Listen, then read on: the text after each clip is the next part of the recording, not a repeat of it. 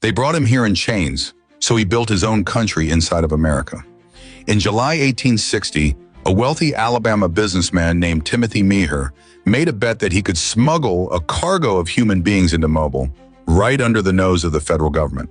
The international slave trade had been illegal for over 50 years, but Meagher didn't care. He commissioned a ship called the Clotilda, sailed it to the Kingdom of Dahomey, and kidnapped 110 people, including a 19-year-old man named Kosola.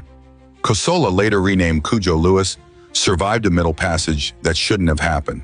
When the Clotilda arrived in Mobile, Meagher was so terrified of being caught that he ordered the ship burned and sunk in the delta. He thought the evidence was at the bottom of the river. He was wrong. For 5 years, Kosola worked as a slave in the Alabama shipyards. But when emancipation came in 1865, Kosola and the other 109 survivors didn't ask for a handout. They asked for a ticket home.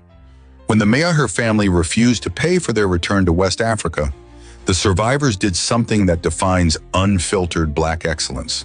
According to the Alabama Historical Commission, they pooled their Meagher wages and bought land from the very people who had enslaved them. They didn't just build houses, they founded Africatown. This was a sovereign sanctuary. They spoke their native Yoruba language. They appointed their own judges and leaders. They built their own schools and churches. While the rest of the South was drowning in Jim Crow, Africatown was a pocket of West Africa thriving in the heart of Alabama. But the system tried to erase them. For a century, the story of the Clotilda was dismissed as an urban legend. That was until 1927, when a young researcher named Zora Neale Hurston sat on a porch in Africatown with an 86-year-old man. That man was Kosola. He told her everything. He told her about the kidnapping, the chains, and the fire on the ship. He told her, "I cry every time I remember my people." But Hurston's book, Barracoon, was blocked from publication for 90 years because she refused to change his dialect to proper English. The system didn't want the world to hear a survivor speak in his own voice. Kosola lived to be 95 years old, passing away in 1935.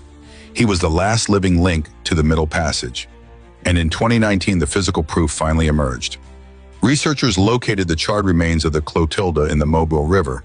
It was exactly where Kosola said it would be. His story proves that you can burn the ship, but you can't burn the memory.